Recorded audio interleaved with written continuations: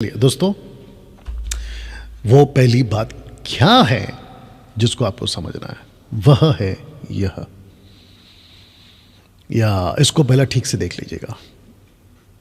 मैं चाहता हूं कि सब के सब आप इसको पहले ठीक से देख लो। लिखा है बड़ा अजगर, पुराना सांप, इब्लीस जो शैतान कहलाता है, और उसके दूत, उसकी आर्मी, और झूठ का पिता। इन सब को आपके बीच में रखा हूं अभी मैंने, और ये सब कुछ कहां है मैं आपको अभी बता देता हूं, ठीक है ना। तो बड़ा अजगर, पुराना सांप, इब्लीस शैतान और उसके दूत और झूठ का पिता। मकसद क्या है इनका? मकसद है सारे संसार को बरमाना, सारे संसार को बरमाना। वचन कौन सा है डैनियल भाई? प्रकाशित वाक्य 12:9 आपके बीच में पढ़ने जा रहा हूं।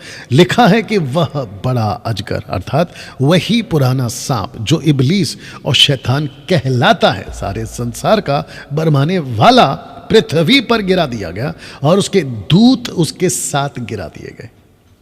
तो जिसके चलते आप चित्र में जो जितना मैं आपके लिए रख सका, आपको कनेक्ट कर सकूं, उसके हिसाब से मैंने आपके लिए बात को रखी है।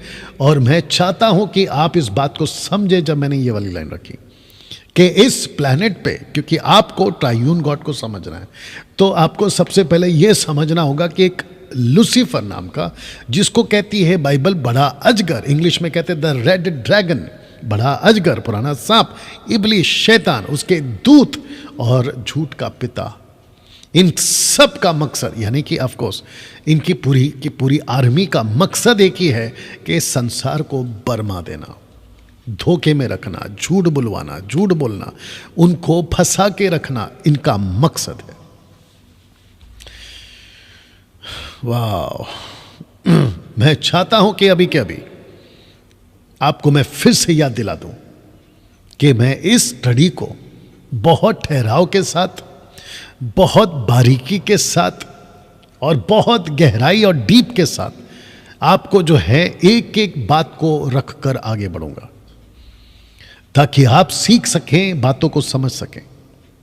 जब आप मसीह नहीं थे, ये लूसीफर आपका मालिक था।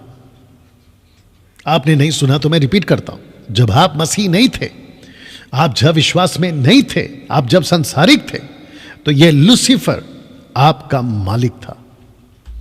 दूसरे शब्दों में यह आपका राजा था। और अगर मैं खुलकर बात करूं, इसने आपको पूरी तरह से अपने कब्जे में रखा था।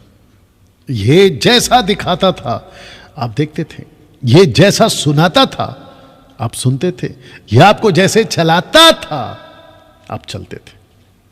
आप इसकी कहते हैं कि पूरी की पूरी तरह झांसे में, या इसके पूरे के पूरे कब्जे में आप आ चुके थे। और इसका मकसद एक ही है, तब भी, अब भी, और जब तक सृष्टि वापस परमेश्वर के हाथ में नहीं जाती, यीशु पृथ्वी पर वापस नहीं आ जाते, एरमैगडोन की लड़ाई वापस खत्म नहीं हो जाती। दूसरे शब्दों में लूसीफर, उसकी आर्मी और एंटी क्राइस्ट और फॉल्स प्रॉफिट, ये जब तक पूरी तरह से गहना यानी कि नर्क में डाल नहीं दिए जाते, तब तक इनका मकसद एक ही है, संसार को बरमाना। तो जिसके चलते ये स्क्रिप्चर मैंने आपके बीच में रखा था, प्रकाशित वाक्य 20:10 लिखता है कि उनका बरमाने वाला शैतान भी उस आग में, जिसको कहते हैं गहना, डाल दिया गया। तो लूसीफर को कम से कम 2 बार, शैतान को कम से कम 2 बार, और यीशु के मुंह से 1 बार यह शब्द निकला है कि वो झूठा है, झूठ का पिता है, बरमाने वाला है, और वो संसार का एक बहुत बड़ा डिसीवर है। वचन 8 का अध्याय 8 का 44 को पढ़ने जा रहा हूं। लिखा है, तुम अपने पिता शैतान से हो, अपने पिता की लालसाओं को पूरी करना चाहते हो। वह तो आरंभ से हत्यारा है, सत्य पर स्थिर ना रहा, क्योंकि सत्य उसमें है ही नहीं। जब वह झूठ बोलता है तो अपने स्वभाव ही से बोलता है, क्योंकि वह झूठा है, वरना झूठ का पिता है। आपको जल्दी से यह भी बता दो, क्योंकि मैंने सैटन के ऊपर प्रचार कर चुका हूं, टीचिंग दे चुका हूं, आप जाकर YouTube पे देख सकते हैं, ठीक है ना। मैं चाहता हूं कि आपको यह बताऊं कि लूसीफर यानी कि शैतान एक वक्त में परमेश्वर के पास था, स्वर्ग में। इसका काम बड़ा था, बहुत बड़ा काम था। वो काम था वर्शिप करना, परमेश्वर को महिमा देना, आराधना करना। लेकिन ये निकला धोखेबाज। डैनियल भाई, परमेश्वर के पास में रहकर धोखेबाज कैसे हो सकते हैं? परमेश्वर के पास में रहकर पाप कैसे आ सकता है? धोखेबाज का ये नेचर कैसे आ सकता है? तो मैं आपको बता दूं कि परमेश्वर एकमात्र, जिसको हम कहते हैं गॉड बीइंग, परमेश्वर एकमात्र जिसको किसी ने नहीं बनाया। आगे इस टॉपिक में बहुत बार ये रिपीट होगा कि परमेश्वर को किसी ने नहीं बनाया, बल्कि परमेश्वर ने सबको बनाया या सब कुछ को बनाया। तो लूसीफर को भी जब परमेश्वर ने बनाया तो उसको फ्री विल दिया था, यानी कि एंजल को जब बनाया था, और जितने भी एंजल है उन सबको परमेश्वर ने फ्री विल दिया था, जिसको कहते हैं ना हिंदी में स्वयं इच्छा, आज़ादी। या आप बाइबल में कई बार पढ़ोगे, परमेश्वर की आवाज़ सुनो, परमेश्वर ऐसा कहता है, परमेश्वर ये कहता है, देखो मैंने तुमसे कह दिया है ना। इन सब बातों को लूसीफर, क्षमा करें, स्वर्गदूतों के मुंह से आप सुनोगे। क्यों? क्योंकि स्वर्गदूतों को भी पता है। और आपको याद दिला दूं, जब यूहन्ना प्रकाशित वाक्य 19:10 में जब वो स्वर्गदूत के पैरों पर गिरा, उसकी आराधना कर रहा था, तो उसने रोका उसको। पता है क्यों? क्योंकि उसको एहसास है कि ये गलत हो रहा है। तो स्वर्गदूतों को, जो जिसको कहते हैं ना स्पिरिट बीइंग, आत्मिक लोग, उनको भी पता है कि क्या गलत है और क्या सही है। लेकिन ये व्यक्ति जिसको हम लूसीफर कह रहे हैं, इब्लीस जिसको कहा जाता है, ये जानबूझकर गद्दार, ये जानबूझकर गद्दार निकला, ये जानबूझकर धोखेबाज निकला, ये जानबूझकर इसने कहा कि मैं परमेश्वर के अधीन नहीं रहूंगा, और उसके बाद इसके लिए जगह ना रही। इन सब की टीचिंग मैं आपको सेटन के टॉपिक पे दे चुका हूं ना। मैं चाहता हूं कि आपको अगला स्लाइड दिखाऊं और साथ ही साथ आप इसको समझें, इसलिए मैं बहुत आराम से जा रहा हूं। लिखा है कि बरमाने वाला शैतान ने हर तरह से संसार को बरमाया है। जी हां, इसका एक ही टारगेट है, इसका एक ही मकसद है, इसका एक ही लक्ष्य है, संसार को बरमाना। ये लाइन को पढ़िए, शैतान का सबसे बड़ा टारगेट यीशु है। अगर आपने नहीं सुना, नहीं पढ़ा, नहीं देखा तो फिर से देखिए। मैं आपको फिर से बता दूं कि शैतान का सबसे बड़ा टारगेट यीशु है। यीशु के प्रति कंफ्यूजन पैदा करना इसका टारगेट है। मैं इसको कुछ सेकंड रखूंगा। डैनियल भाई, आपने अभी अभी कहा कि शैतान का सबसे बड़ा टारगेट यीशु है, ऐसा क्यों? मैं वचन रखूंगा और मैं आपको समझाऊंगा, और अगर आप ये समझ गए, सब समझ जाओगे। और यहां पे मैं थोड़ा सा पॉज लेकर, कुछ सेकंड रुककर, मैं चाहता हूं कि आउट ऑफ द बॉक्स जाकर मैं कुछ बातें जल्दी से यहां पे रखूं। मेरी जो टीचिंग है वो अभी विश्वासियों के लिए है, जिसको कहते हैं क्राइस्ट फॉलोवर, लेकिन मैं टॉपिक से बाहर जा रहा हूं कुछ सेकंड के लिए, वापस आ जाऊंगा। इसको रखकर मैं चाहता हूं कि अविश्वासी, अगर कोई अभी देख रहा है, कोई मुस्लिम, कोई हिंदू, बौद्धिस्ट, पारसी, किसी भी जाति धर्म का, जो यीशु को फॉलो नहीं करता है, आप सोच रहे होंगे कि ये जो व्यक्ति है, काला सफ़ेद जो भी कोट पहना है, टी शर्ट काला पहना है, इसको मैं क्यों सुनूं? या फिर ये व्यक्ति जो अभी बात कर रहा है लूसीफर, शैतान की, इससे मेरा क्या कनेक्शन है? तो मैं आपको बता दूं कि आपके साथ बहुत गहरा कनेक्शन है, क्योंकि आप की जो अभी सोच बनी है ना यीशु के प्रति, वो जो सोच बनी है जहन में, आपके दिमाग में, आपके दिल में, कि मैं तो हिंदू हूं, मैं तो बौद्धिस्ट हूं, मैं तो मुस्लिम हूं, मैं तो यहूदी हूं, मैं तो ये हूं, मैं तो वो हूं, मुझे यीशु की ज़रूरत नहीं है।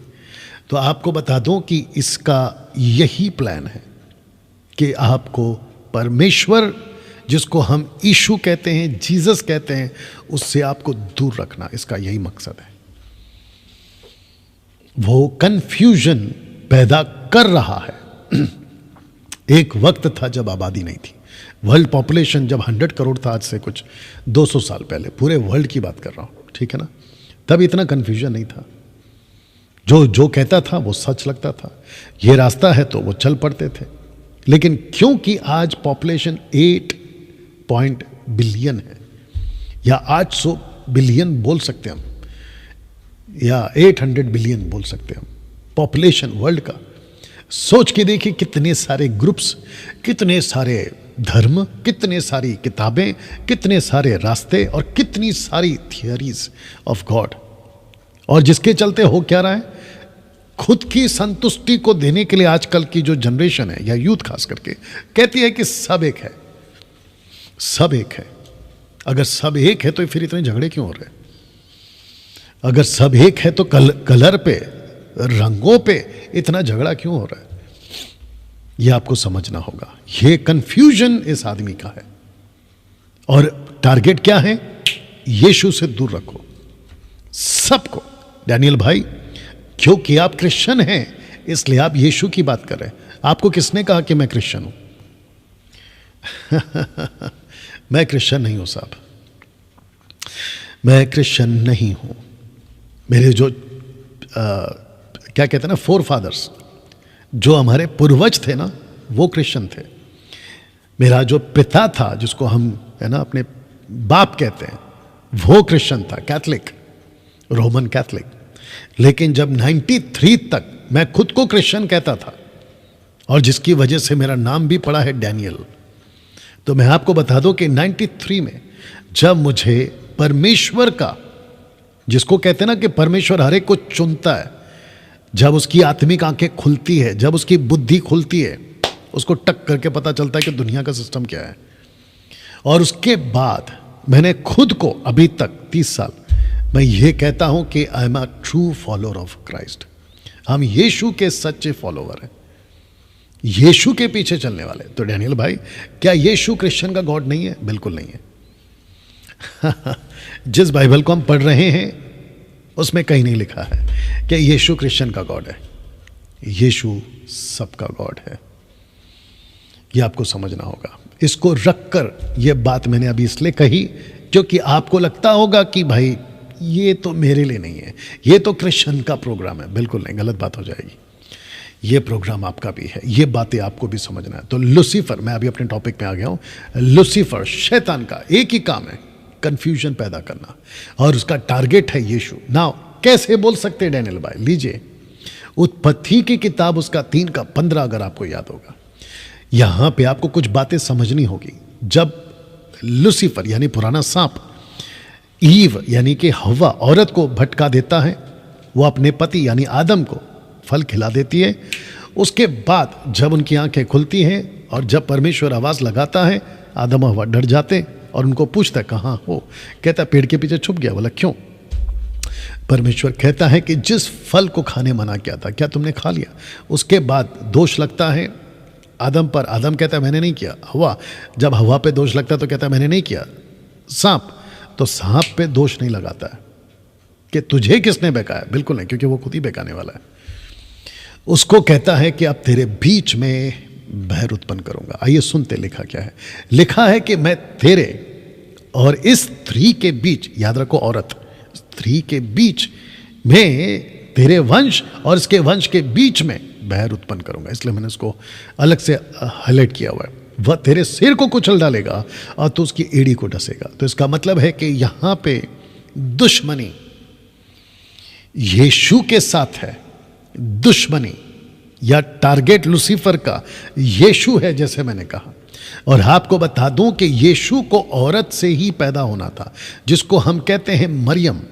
और ये प्रोफेसी यहीं पर हो गई थी आज से 6000 साल पहले।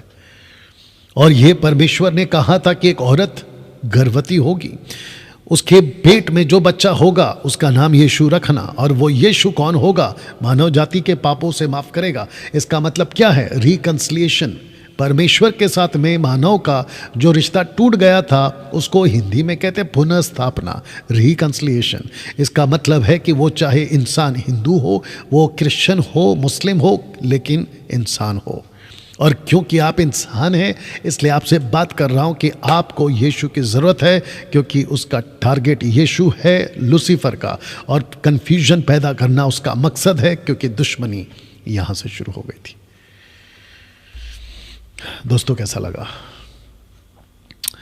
इसको पढ़िए। लिखा है कि शैतान और उसकी सेना का काम मानव जाति को सत्य से दूर रखना, सत्य से दूर रखना।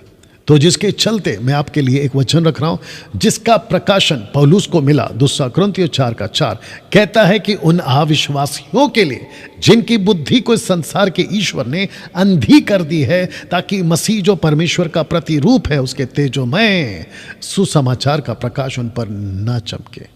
तो मैंने आपसे क्या कहा था, लूसीफर का टारगेट कौन है? यीशु। लूसीफर का टारगेट क्या है? लोगों को यीशु के प्रति कंफ्यूजन में लाना। तो जिसके चलते आपको पता है कि जब आज सड़कों पे या फिर सोशल प्लेटफॉर्म पे जब हम यीशु की बात करते हैं, यही वजह है कि लोग जल्दी से आज यीशु को स्वीकार नहीं कर पा रहे। जानते हैं क्यों? क्योंकि उनकी आंखें, बुद्धि की आंखें, समझ की बातें, उसके क्षेत्र में लूसीफर ने उनको अंधा कर दिया है। उनको जल्दी से समझ में नहीं आता। पति समझ जाता है, पत्नी समझ जाती है, पत्नी समझता है तो पति नहीं समझता, पति समझता है तो पत्नी नहीं समझती, माँ बाप समझते तो बच्चे नहीं, बच्चे नहीं तो माँ बाप नहीं, दोस्त समझ जाता है तो दूसरा दोस्त नहीं, भाई समझता है तो बहन नहीं। और जिसके चलते होता क्या है, एक ही घर के अंदर एक यीशु को मानने वाला होता है और बाकी लोग उसके विरोध में। लेकिन मैं उन सबको कहना चाहता हूं कि देर सवेर परमेश्वर सबकी आंखें खोलेगा, और जिस दिन सबकी आंखें खुलेगी ना, या तो जो आज मसीह बनकर बैठा है ना, आप जो कभी कभी डावाडोल कर जाते हो ना, तो पलट कर वही तुमको सुनाएंगे कि भाई जब तुम अच्छे खासे मसीह थे तो तुम डावाडोल का जीवन क्यों जी रहे थे? दूसरे शब्दों में, तुम डर डर का जीवन क्यों जी रहे थे? तो जितने लोग अभी देख रहे हैं, 450 फेसबुक पर हैं और 650 के आसपास आप जो यूट्यूब पर हैं, कम से कम 1000 लोग से भी ज़्यादा। मैं आप सबको कहना चाहता हूँ कि आप सबको इस सत्य की ज़रूरत है। मैं चाहता हूँ कि अगर जिसका उद्धार हो गया तो इसका मतलब क्या है पता है? आप इसकी चालाकी से बच गए। दूसरे शब्दों में, जिसकी आंखें खुल गई है ना, आप इसके बहुत बड़े जाल से बच गए। आप फंसे थे पहले, बच गए। अब आप सोच के देखिए, 93 में जब मैं प्रभु में नहीं था तो मैं इसके जाल में फंसा हुआ था और इसने मुझे नरक में पहुंचाने की पूरी तैयारी कर ली थी। एक व्यक्ति को जब तक सत्य पता नहीं चलता, उसको वो इतना नरकीय बना देता है ना पृथ्वी के ऊपर। नशा कराता है, पाप करवाता है, गलत काम करवाता है, मर्डर बनवा देता है, आतंकवादी बना देता है, नक्सलाइट बनवा देता है, दुनिया का सारा काम करवा देता है ताकि वो दूर दूर दूर दूर यीशु से दूर होता चला जाए। लेकिन परमेश्वर का कृपा उससे कई तगड़ा है, या अनुग्रह बहुत ज़्यादा है। जानते हैं क्यों? कितना भी पापी हो, अगर वो मन फिराता है, प्रभु जब उसको मौका देता है, उसको ऐसा बदलता है कि वो पूरी दुनिया को बदलने की ताकत रखता है ना। दोस्तों, आशा करता हूं कि आप यहां तक समझ गए। अब इसको पढ़िए। ये वही शैतान था जिसने पहली सृष्टि को अपने धोखे से बिगाड़ा था, पूरी मानव जाति को बुरा बना दिया था। आप पहली दुनिया की मैं बात कर रहा हूं, यानी कि शुरुआत की बात कर रहा हूं। कौन सी दुनिया? नूह के वक्त में। हम सभी जानते हैं कि एक पृथ्वी पर एक बड़ी तबाही आई थी, और वो तबाही लाई थी परमेश्वर ने। या जितने देख रहे हैं फेसबुक और यूट्यूब पे कमेंट करते जाएं, आपको जैसा ठीक लग रहा है। #मसीह जनता। वाह, अद्भुत है परमेश्वर जो आज इस तरह की बातें आपके बीच में ला रहा है। सोशल प्लेटफॉर्म पे जहां कई चीज़ें गड़बड़ चल रही है, उसके बीच में ये प्रोग्राम आपके लिए आ रहा है। अद्भुत है, परमेश्वर को धन्यवाद। तो आते हैं इस वचन के ऊपर।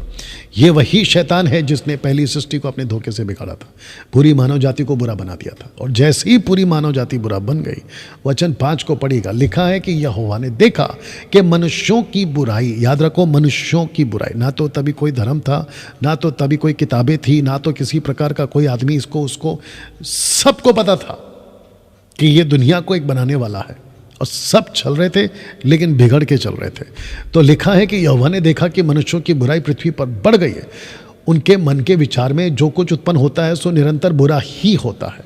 तो जिसको लेकर परमेश्वर ने कहा कि मैं सिर्फ एक व्यक्ति को बचाऊंगा, और वो एक व्यक्ति का नाम था नूहा। नूहा के साथ उसके साथ में थे 7 लोग। नूहा, उसकी पत्नी, उसके 3 बेटे, 3 बहू, टोटल मिलाकर 8। और उसको कहा था एक लकड़ी का जहाज बनाना, और उसमें जितने जानवर होते थे उन सबको अंदर भेजा गया, ताकि अगली जनरेशन, जिसको आज की दुनिया कहते हैं, परमेश्वर ने बनाई थी। अगर पहली दुनिया तबाह नहीं करती, या ये जितने कॉन्स्टिट्यूशन है ना जो भारत ने बनाई है, या जितने भी लॉ एंड ऑर्डर है ना दुनिया के, इन सब की बैंड बजी होती। आज सड़कों पे आतंक मचा होता, आप सोच नहीं सकते इतना गंदा हो गया होता दुनिया। लेकिन परमेश्वर ने उस कदम को उठाकर दुनिया को पूरी तरह से, जब आगे बढ़ेंगे इसी टॉपिक में रहेंगे हम, ये वापस रिपीट होगा, ठीक है ना? कैसे होगा मैं तब बताऊंगा आपको। तो जिसके चलते परमेश्वर ने पहली दुनिया को, इसकी बुराई को, जिसने मानव जाति को इतनी बुराई में डाला, उसके चलते खत्म करना पड़ा। इसको देखिए, इसने एक ऐसी कौम जिसको कहते हैं यहूदी, जूइश को बहका दिया, जिनके द्वारा मसीहा आने वाला था, जिसको हम कहते हैं फर्स्ट कमिंग ऑफ क्राइस्ट। सब ठीक है? जिसको हम कहते हैं फर्स्ट कमिंग ऑफ क्राइस्ट। अब आप सोच के देखिए लूसीफर कितना स्मार्ट है। मैं वचन रखूंगा, कहता है कि जिस कौम में, जिसको कहते हैं ना जूइश कंट्री, इजराइल, उसको ऐसा बहका दिया, लिखा है 1 कुरिन्थियों 2:8 में, जिसे इस संसार के हाकिमों में से किसी ने नहीं जाना, क्योंकि यदि जानते तो तेजोमय प्रभु को क्रूस पर ना चढ़ाते। तो इसका मतलब क्या है? जूइश की कौम को अंधा बना देना। जूइश की कौम को कौन से टाइम पे? पहली सदी में, माफ करना, फर्स्ट कमिंग में, यानी कि आज से 2000 साल पहले। उनके धर्म गुरुओं को अंधा बना देना। पहला 2 कुरिन्थियों उसका 3 अध्याय वचन 12, 13, 12, 11 से अगर आप आगे पढ़ोगे तो क्या कहता है? आज भी मूसा की किताब को पढ़ते वक्त में ये अंधे बनकर बैठे हैं। बोला, लिखा है कि नहीं लिखा है? अब आप सोच के देखिए, अगर पहले, जिसको कहते हैं ना फर्स्ट कमिंग में, अगर इनको वो अंधा बना सका या बना रहा या बना दिया, तो सेकेंड कमिंग पे क्या करेगा? तो लिखा है कि अब ये कलीसिया को बहका रहा है मसीह के दूसरे आगमन पर, यानी कि सेकंड कमिंग पर। तो फर्स्ट कमिंग पर जूइश को अंधा बनाया, जूइश को बहकाया, जूइश को बिगाड़ा, अब सेकंड कमिंग पे कलीसिया को बहका रहा है। पता है क्यों? क्योंकि पहली फर्स्ट कमिंग में जूइश को वेलकम करना था। ये जूइश कंट्री थी या इजरायली थी, जिनको यीशु को लोगों के सामने पेश करना था। सेकंड कमिंग में कलीसिया को उनको वेलकम करके लोगों के सामने पेश करना है। लेकिन ताज्जुब की बात है कि इसने आज दूसरा यीशु, दूसरा आत्मा, दूसरा प्रचार और दूसरी नींव लाकर डाल दी है। ताज्जुब है नहीं? या क्या इनसे आप वाकिफ थे? क्या इन सब बातों को आप जानते थे? अगर नहीं जानते थे, परमेश्वर का धन्यवाद दो कि आपको ऐसी बातें आज सुनने को मिल रही हैं। तो फर्स्ट कमिंग में जूइश फेल हो गए, सेकंड कमिंग में कहीं कलीसिया फेल ना हो जाए। और उसी के प्रयास में आपके बीच में मुझ जैसे 10% अपना काम कर रहे हैं, अपना प्रयास कर रहे हैं, और ये प्रयास हम करते रहेंगे। डैनियल भाई, आपने 20 से 25 दिन आपने कोई प्रोग्राम चलाया था, रैंडम डिबेट शो। उसमें मैंने क्या किया था? मैंने उसके अंदर से जितने भी यूट्यूब के गुंडे जो किसी तरीके से मसीह की देह को खराब कर रहे थे, उन सबको यहाँ पे एक्सपोज किया। और आप जानते हैं कि आज की तारीख में, आज की तारीख की बात कर रहा हूँ, जिसको अभी 1 हफ्ता भी नहीं हो गया, आप शायद देख रहे होंगे कि फेसबुक और यूट्यूब पे ऐसे कई गुंडों ने अपनी हरकतें अभी बंद करी हैं। कुछ इक्का दुक्का पॉपकॉर्न की तरह उड़ रहे हैं, लेकिन वो भी बंद हो जाएंगे। या मेरी प्रयास और आप सबकी प्रयास, और यही वजह है मैंने कहा था कि मसीह जनता जागरूक हो जाओ। यही कोशिश है हमारी, जागरूक हो जाओ, क्योंकि एक डैनियल से ये नहीं होगा, एक मुझसे ये नहीं होगा। हम सबको आगे आना होगा, हम सबको आगे आना होगा। और ब्रदर्स एंड सिस्टर्स, अगर first coming of Jesus Christ अगर ऐसा फेल कर सकता है लूसीफर, तो सेकंड कमिंग भी वो फेल कर सकता है। सेकंड कमिंग भी वो फेल कर सकता है, और जिसके लिए हमको और आपको मेहनत करनी होगी। तो क्या आप लोग ये मेहनत करोगे? क्या आप लोग आगे आओगे? क्या आप लोग तैयार होगे? जितने यंग बॉयज एंड गर्ल्स हैं जो अभी मसीह मंथन और मसीह जनता और साउंड डॉक्ट्रिन के साथ कनेक्टेड है, क्या आप आगे आओगे? आपको एफर्ट डालना होगा ना। दोस्तों, एक व्यक्ति से मिलाता हूं, और वो व्यक्ति है जॉन द बैप्टिस्ट। आपको पता है, ये जॉन द बैप्टिस्ट, लूसीफर ने इसको तक बहका दिया था, इसको तक बहका दिया था। जानते हो ये कौन है? इसके बारे में लिखा है कि ये वो है जिसके बारे में परमेश्वर ने कहा कि मेरे सेवक यानी कि मसीहा के आगे मैं इसको भेजूंगा और ये सब मार्ग को सीधा करेगा। जब इससे पूछा गया यूहन्ना के पहले अध्याय में, गॉस्पल जो इसको कहते हैं ना यूहन्ना का सुसमाचार, उसके पहले अध्याय में जब इसको पूछा गया क्या तू मसीह है, इसने साफ कहा मैं नहीं हूं। और जब इसने दूर से यीशु को आते देखा 24-25 के आसपास अगर मैं गलत नहीं हूं, फर्स्ट चैप्टर में, तो इसने यीशु को आते देखा और दूर से कहा देखो ये है मेमना, ये है मेमना। तो मेरा क्वेश्चन ये है इसको फिर क्या हो गया जब ये जेल में था, इसलिए मैंने चित्र भी जेल वाली डाली है। इसको क्या हो गया था जेल में, और ये जेल में पड़े पड़े इसने अपने लोगों को भेजा और इसके मुंह से जो शब्द निकला सुनिए, कहता है कि क्या आने वाला तू ही है या हम दूसरे की बात जो है। आप नहीं समझ रहे हो अभी भी। मेरा टॉपिक क्या है? बड़ा अजगर, पुराना सांप, झूठ बोलने वाला पिता। उसका मकसद क्या है? उसका टारगेट कौन है? उसका टारगेट है यीशु। मत्ती 24:24 अगर आपको याद होगा, अगर आप निकाल के रखें जल्दी से, इंग्लिश और हिंदी दोनों चाहिए। मत्ती 24:24 अगर आपको याद होगा, यीशु के मुंह से यह शब्द निकला था। उसका नाम क्या है? हैदराबाद वाला सुरेश, पूरा नाम क्या है उसका? हाँ, जो भी है उस व्यक्ति का नाम, उसका ये है, उसका ये निकालो। नहीं, उसका जो चैट किया हुआ उसने, ये व्यक्ति को ये जॉन द बैप्टिस्ट को ज़्यादा ही पसंद है लगता है, सुरेश हैदराबाद वाला। मैंने बिल्कुल साफ कहा था और अभी भी कह रहा हूँ और आगे भी कहता रहूँगा, यीशु की टीचिंग के आगे हम किसी की टीचिंग को नहीं मानेंगे। आपको जो समझना है समझो, आपको जो बोलना है बोलो। जो शिक्षा यीशु की है हम उसी को लेके चलेंगे। वो मूसा हो, वो जॉन द बैप्टिस्ट हो, या कोई भी तुर्रम खान हो। जो चीज़ गलत है गलत है। तो इस व्यक्ति ने, जिसका नाम है सुरेश हैदराबाद से, ये हमारी टीम को कहता है, पढ़ो वहीं से पढ़ो, माइक में पढ़ो। ये हमारी टीम को कहता है कि मुझे डैनियल राज से बात करनी है। पहला कहा बात करनी है, फिर कहता है डिबेट करनी है। हमारी टीम ने उसको मौका दिया, लेकिन जानते हो इसका पहला बहाना क्या? इसका पहला बहाना पढ़ो। I am not able to connect with you on 30th August. Please make it on September 1st week. देख रहे हैं आप?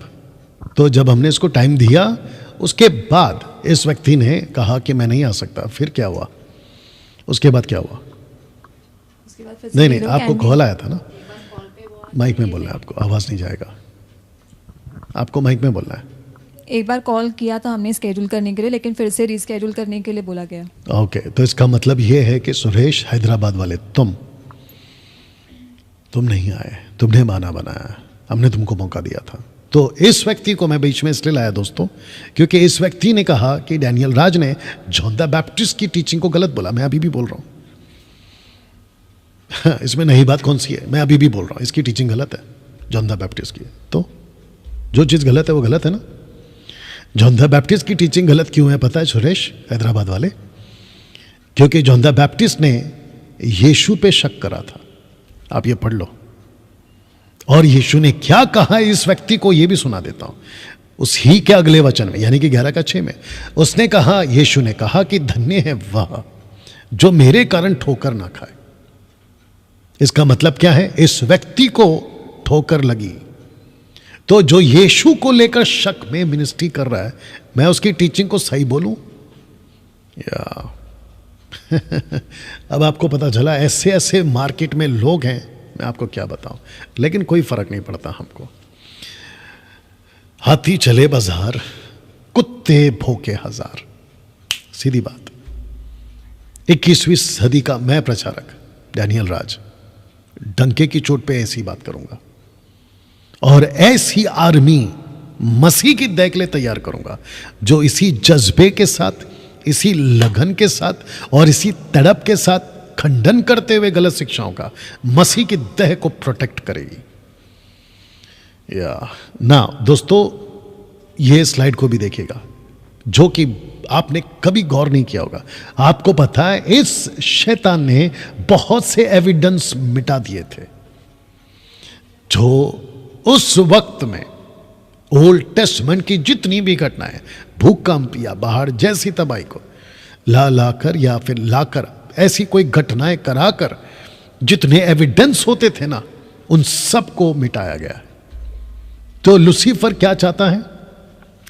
कुछ भी हो जाए, इनकी जो ओरिजिनल मैन्युस्क्रिप्ट है, मैं उसको बिगाड़ने की कोशिश करूंगा। ये बात अलग है कि वो नहीं बिठा पाया, क्योंकि परमेश्वर को ये तय था कि मेरा सुसमाचार जगत के कोने कोने में जाएगा। इसने सेवकों को बिगाड़ा, इसने सेवकों का कत्ल करा दिया। यीशु के 12 चेलों में से एक को छोड़ कईयों की मृत्यु ऐसी कराई कि मैं क्या बताऊं। शहर के शहर खराब किए इस व्यक्ति ने। अब आप सोच के देखिए कि अगर आज ऐसा कोई एविडेंस होता तो कितना पुख्ता होता। वो बात अलग है कि हमारे लिए ये काफी है, लेकिन उसके बावजूद ये कह रहा हूं आपको, ताकि बात समझ में आए कि इसकी चाल कितनी मजबूती से चलता है। 2 कुरिन्थियों 2:11 कि शैतान का हम पर दाव ना चले, क्योंकि हम उसकी युक्तियों से अनजाने। ये कौन कह रहा है? ये पौलुस कह रहा है। वो कहता है कि लूसीफर के पास में एक दांव है, दांव जिसको कहते हैं कि वो खेलता है। आज शैतान अपना दांव चला चुका है, कई क्षेत्र में चला चुका है। जिस टॉपिक पे मैं बात कर रहा हूं वो है ट्रायून गॉड। उस क्षेत्र में भी ये तगड़े तरीके से चला चुका है। तो खरी शिक्षाओं पर अपना दांव चला चुका है। आपको ये स्लाइड याद होगा, यीशु की प्रार्थना में 3 बातें। यीशु की प्रार्थना में इसको देखा जा सकता है। 17 का 2 से लेके 26 तक आप कभी पढ़ लीजिएगा, आपको डिटेल में बारीकी में पता चल जाएगा कि यीशु बात करते करते कितनी बार ये बोल गए पिता को कि पिता दुष्ट से बचा, दुष्ट से बचा, दुष्ट से बचा। आशा करता हूं कि आपको यहां तक मेरी बात समझ में आ गई है। आज मसीह जगत में इतनी ज्यादा कंफ्यूजन है कि बड़े से बड़े सेवक उल्टा सीधा सिखा रहे हैं, उल्टा सीधा सिखा रहे हैं। याद रहे, बाइबल आपके संस्था के हिसाब से नहीं लिखी गई थी। बाइबल को पढ़ने समझने के लिए परमेश्वर ही समझ खोलता और खुलवाता है। या तो खुद खोलता है या तो हम जैसे 10 टक्काओं के द्वारा खुलवाता है। तो संस्था के हिसाब से आप नहीं चलोगे। संस्था क्या कहती है उसको डब्बे में डालो। कौन सा बड़ा बड़ा पास्टर अफ्रीका का, अमेरिका का, यूरोप का, चाइनीज का, एशिया का, पता नहीं कहाँ का, देखो उसने ऐसा कहा, देखो उनकी ये टीचिंग है, डब्बे में डालो अगर बाइबल से मैच नहीं करती है। या तो एक वचन आपके बीच में रख रहा हूं, ये कौन सा था? तब उसने लूका का है, तब उसने पवित्र शास्त्र बूझने के लिए उनकी समझ खोल दी। लूका 24:45 आप इसको बाद में देख लीजिएगा, ठीक है ना। और प्रेरितों की किताब 8:31 में तब उसने कहा, जब तक कोई मुझे ना समझाए तो मैं क्यों कर समझो। उसने फिलिपुस से विनती की कि चढ़कर मेरे पास में बैठ। तो इसका मतलब है कि परमेश्वर ने आपकी समझ को खोलना है। तो मैं चाहता हूं कि इस टॉपिक पे, जिसको हम कहते हैं ट्रिनिटी, ट्रायून गॉड, जिसके बीच, जिसको अभी मैं आपके बीच में रखने जा रहा हूं, सीधे पर्वत से मूसा की ज़बानी सृष्टि की कहानी आपके बीच में रखने जा रहा हूं। तो इसको समझने के लिए अभी बैठे बैठे प्रभु से प्रार्थना करो कि परमेश्वर की आत्मा, परमेश्वर पवित्र आत्मा मुझे सहायता करो कि जो कुछ अभी स्लाइड्स पर मैं यहां रखूंगा आप उसको समझ सके। तो मेरा